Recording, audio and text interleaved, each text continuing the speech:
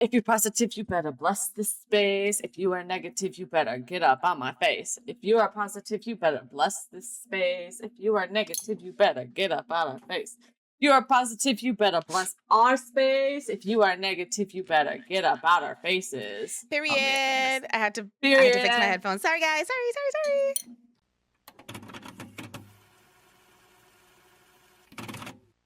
Hello, everybody. If you are new here, I am Zari.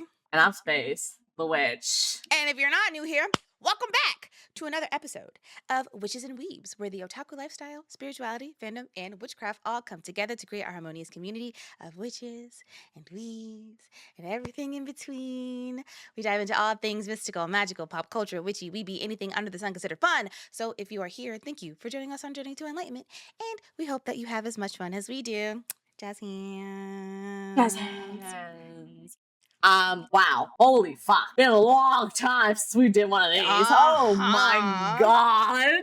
Welcome back to Witchy Wednesday, guys. Been a long time coming. Oh my god. We've been doing the witchy, we've been doing the weeby part, but we really haven't been doing the witchy part, and now we're doing the witchy part again. So to be fair, I have been doing my witchy part on the side very actively these past like 3 or 4 weeks. So we're back in it. We're back into like the witchy weeby of it all. Thank you for your patience, and I do want to say welcome to our breakdown of Witch Hat Atelier sigil system, where anybody can use magic with the right ink, a pen, and knowledge. This is basically telling you how knowledge can be currency. That's true. Currency, energy, it can be exchanged. That's typically magic. And also said how powerful and like how, like, okay, so this is making magic very accessible, but also very dangerous, because anybody having magic is how we get people on the internet creating black holes. Black hole spell. They created a nuclear bomb spell out there. I just want to say it's very fascinating if you take out the idea of it being magic and replacing it with knowledge, because it's the same concept. Pretty much. This is what they would consider the occult, which is why it's not necessarily accessible to everybody. But if someone does happen to get this knowledge, they can use it freely without actually having to be a witch in this this series. Well, we should just really I don't have any questions for you guys. I really just kind of want to talk about the magic system I also want to talk about this magic system because it was requested by somebody, and we were going to do this as a short, but what me and Space were talking about doing is probably taking some of this like sigils and some of the signs and breaking them down into shorts, so it's not like a bunch of long form videos, and you can get your information really quickly if you're interested in using this kind of system in your homebrew D&D games or any sort of tabletop setting that you're doing, or even if you want to use it in some of your magical practices to integrate some of your otakuisms with your witchcraft. Speaking of that, I will actually link you guys an example of an RPG made from this system that I also used as reference for this episode that did a very good job of explaining everything as well. And if you want to use it for your TTRPG, go right on ahead. It's free on the internet for anybody to use. And that's very well written. It is very well written. I have here, how exactly does magic in Witch Hat Atelier work? So in the series, magic is harnessed with or by the use of glyphs. We're going to explain what glyphs are in a little bit, but this is just a small little introduction of how it works. These glyphs are basically drawn with magical conjuring ink. The ink comes from wood cure, which is produced by the silverwood tree, and that's there's an episode on it. It explains what the tree is, it explains how this lore came to be. It's kind of wacky, but I think that it's very interesting. And if you haven't watched Witch Hat Atelier yet, you should probably go watch it first before you come here, because it's going to be a little spoilery. What are you doing here? Yeah, it's going to be a little spoilery. But the ones who draw these sigils are called witches. And in Witch Hat Atelier, you can consider witchcraft or their sort of magic a closed practice. It's something that you have to be initiated into, and if you're not a witch but you're doing magic, you are considered an outsider. There are different types of witches. There are the pointy hats, there are the brimmed caps, and the brimmed caps are the ones who do forbidden magic, which is magic that they perform on people. Magic on people is a type of forbidden magic, but there are different types of forbidden magic. There's plenty of different types of forbidden magic to be real. So, yeah, you can look at it as a closed practice, something that you have to be initiated in. Otherwise, if you have this knowledge and the pointy hats catch you with this knowledge, they will wipe your memory and you won't be able to do this magic anymore. They'll even wipe your love of magic away, so you will just not. That changes you as a person. And That would change you as a person. that mind wipe is not just limited to outsiders. They will literally do it to other witches that don't follow the witchy protocol that the pointy caps have set into the Knights of Morales rather have set into place in this series. First things first, I do want to break down the 3 elements of a magical glyph, which is the whole sigil, what we would call a sigil. They call it a magic glyph. It's the rune, the keystone, and the circle around that closes the glyph. The rune or the sigil is what we're going to talk about now. There are 4 primaries: fire, water, earth, and wind. Now, I have a sigil drawn here with water, and you'll see it right here. This is the dispel water. Don't judge me for my shitty circle, homies. I'm watching you. I did it fast and I did it once. Don't do this to me. Anyway, this is the dispel water glyph. And so in the center, we have the sigil. And there are some variant sigils. We have light crystallized airy form, which I'm not exactly sure what that is. And there doesn't have to be any explanation because we haven't seen it in the anime yet. So yeah, when we get there, they're just variants of the element signs that we already have that are used in different sort of spells. Like this wind underfoot one is often used. Yeah, but for what they would use on their shoes. Probably, yeah, they're flight shoes. I don't know what they're actually called, but they're the flying shoes that Agate have given to Coco in like first couple episodes. That's how they fly. These sigils are usually placed at the center of the seal to control what type of spell the seal will generate. All the other things go around this center point of the sigil. You would use one of these variations, like the fireball spell would have the fire at the center, and the water shoot would have, again, the water. The sigils, these actually don't matter in size. Regardless of size, it will perform the exact same thing. It's the other things that have to be particular in size and make and whatever. First things first, you draw the sigil. And to cast that sigil, you must draw the seal, but not close it. And it must be size and neatness of the seal matters.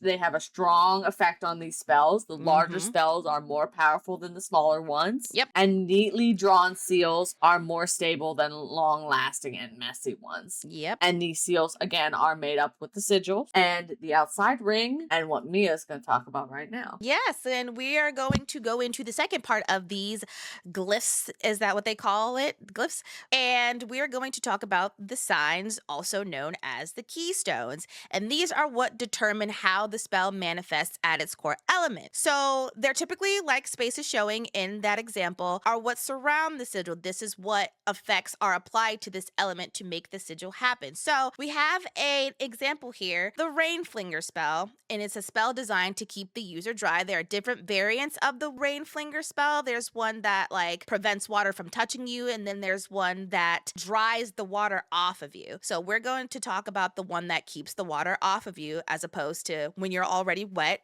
and are getting dried from the spell. So the spell utilizes 2 crosshair keystones, and crosshairs in gamer terms are often associated with shooter games as a way to aim at the target and shoot them. So naturally, crosshairs in Witch Hat Atelier would function similarly.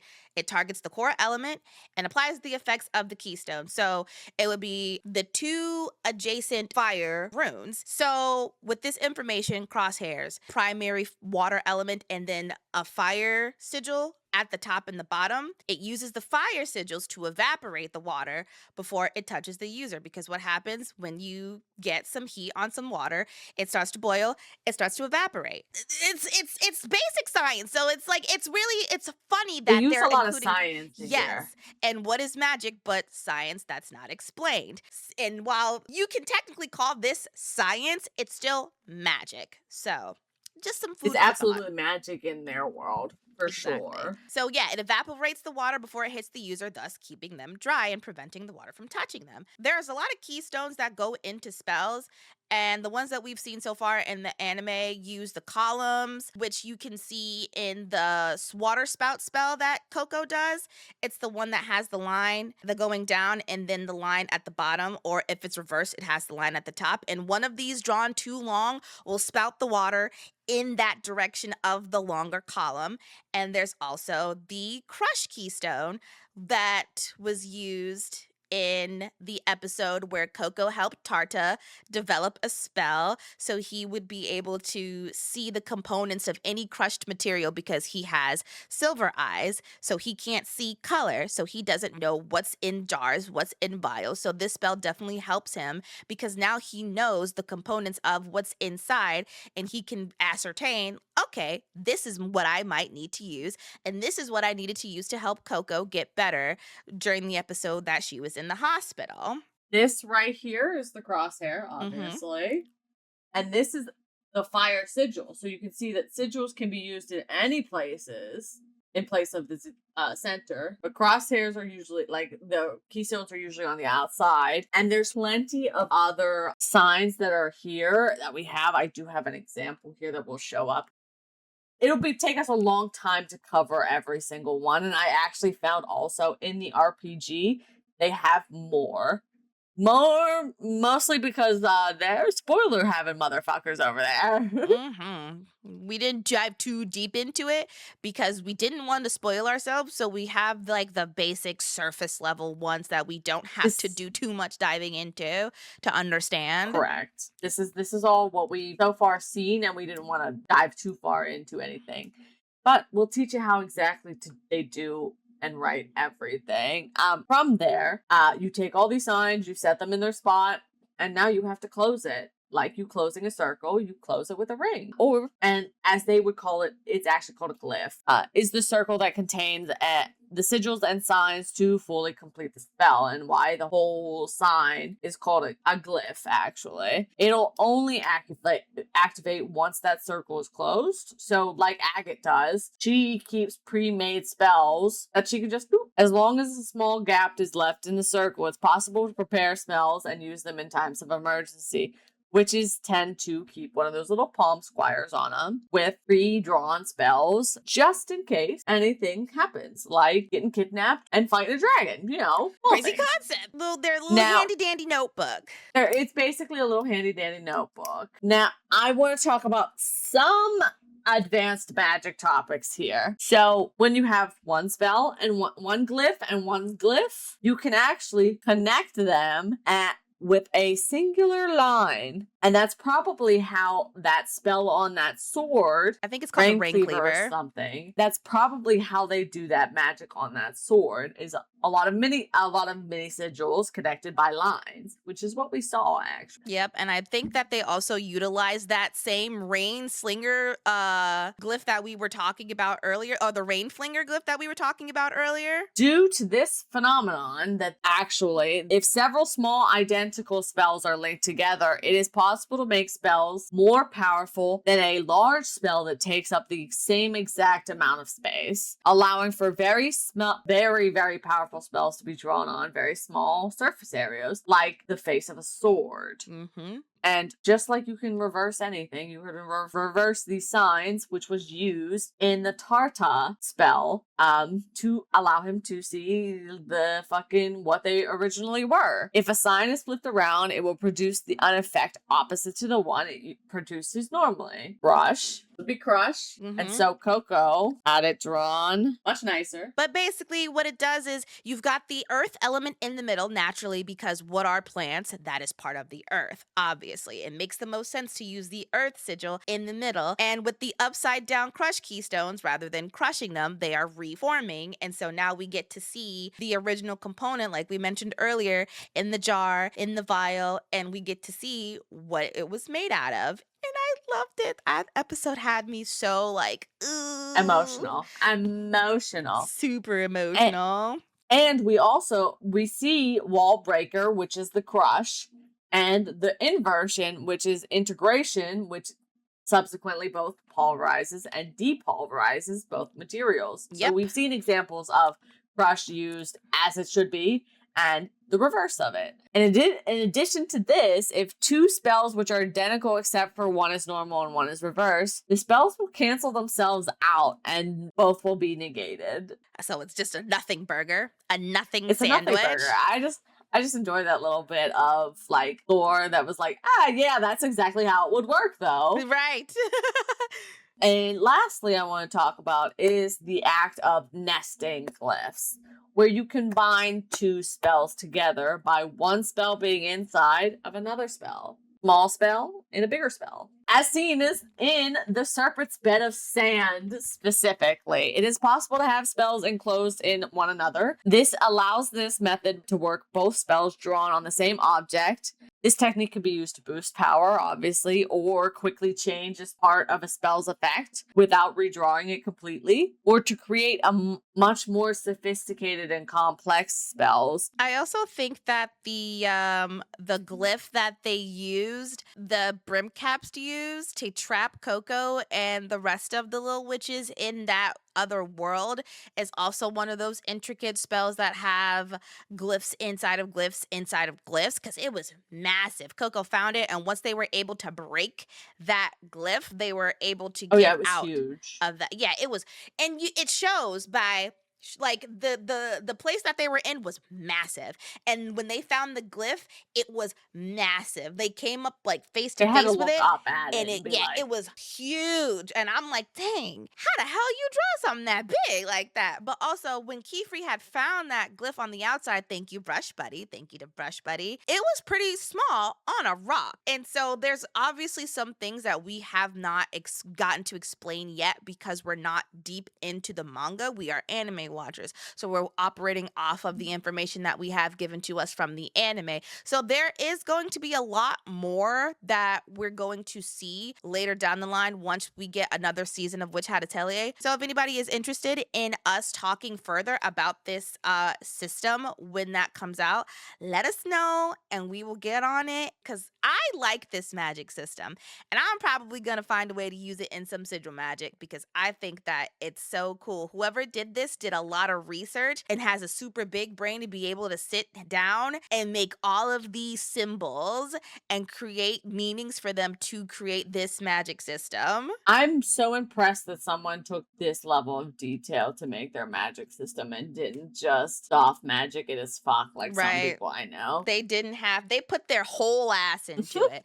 They didn't half-ass anything. Their whole ass was put into this spell. And I'm very curious about these bigger spells because, like, if a spell is complete when the circle is closed, and I don't remember if they showed it in the anime or not, I wonder if they keep the circles open and then close all of them at once. Like, I haven't been able to find any information about that. On the labyrinth, they only had to ruin one circle. So my guess is that the actual circle that is holding all of the glyphs is the main circle. So they probably like don't close the center circle until they've drawn the outside circle. Mm-hmm. But it's still not active until the outside circle is drawn. Yeah. When we figure it out, we'll definitely come back and revisit this and then talk more about it. But I think that as long as all of the other sigils are in a bigger glyph, a bigger circle, they're fine to close, because it's like, well,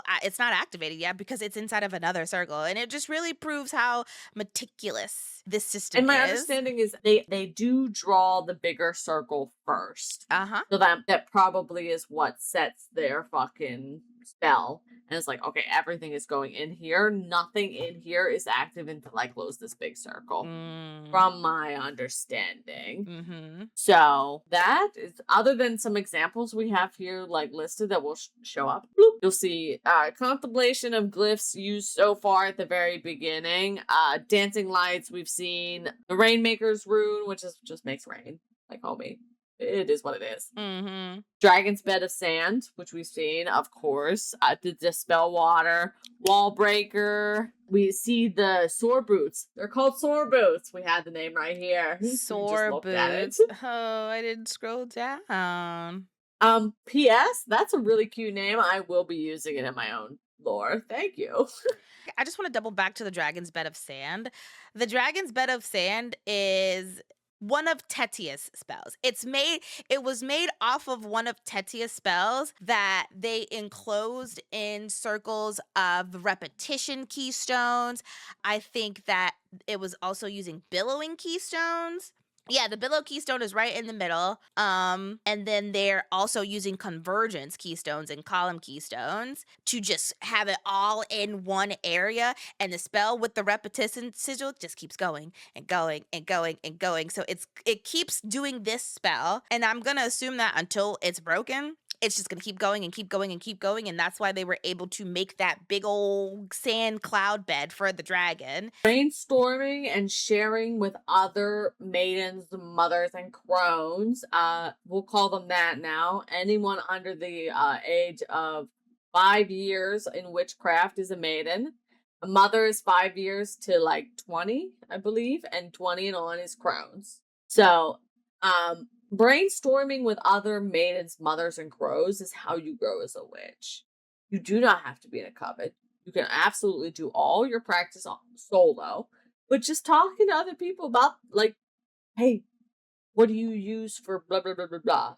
They might introduce you with something like, what do I use for petty jinxes and my pickle? I use the pickle jar of petty. I used pickles. I use pickle juice. It's a pickle jar of petty. So you might learn something from me that you would have never thought about on your own.